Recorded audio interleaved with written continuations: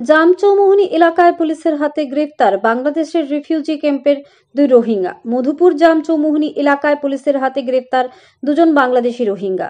অভিযুক্ত 2 বাংলাদেশি রোহিঙ্গাকে বিশালগড় মহকুমা আদালতে সোপর্দ করল মধুপুর থানার পুলিশ রবিবার দুপুরে।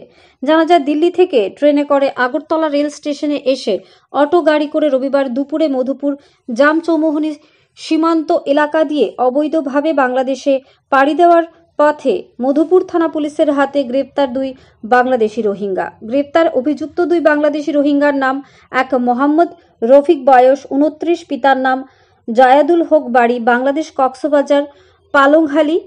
রিফিউজি ক্যাম্পের রোহিঙ্গা 2 ওমর ফারুক, বয়স 23, পিতার নাম সুলেমান, বাড়ি কক্সবাজার বাংলাদেশ বলুখালী।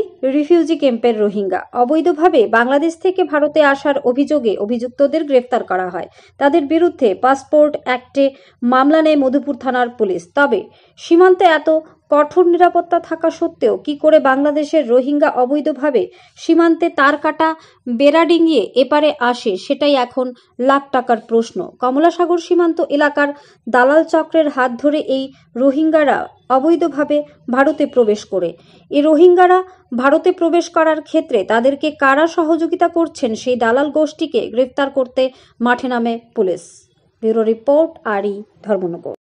আজকে সকালে আমরা গোপন সংবাদের ভিত্তিতে মধুপুর থানাধীন জামচৌমুহনী এলাকাতে একটি 2জন লোক এখানে ঘোরাফেরা করছে এই একটি সংবাদ আসার পর আমরা ঘটনাস্থলে যাই এবং অনেকক্ষণ একটা এম্বুশের মতন করি। তারপর দেখি বর্ডারের দিকে 2জন লোক হেঁটে যাচ্ছে।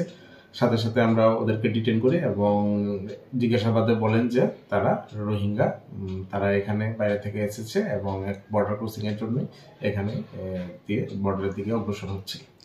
কি নাম স্যার তাদের? একজনের নাম হচ্ছে গিয়ে আপনার ফারুক, আর একজনের নাম হচ্ছে গিয়ে সহিল। তারা কোথায় থাকতো? তারা মেইনলি বাড়ি হচ্ছে বাংলাদেশ কক্সবাজার, যেটা বললো। আর তারা যা বললো প্লাস্টিক কোম্পানিতে কাজের জন্য দিল্লিতে এবং পরবর্তী সময় জম্মুতে তারা কাজ করছে।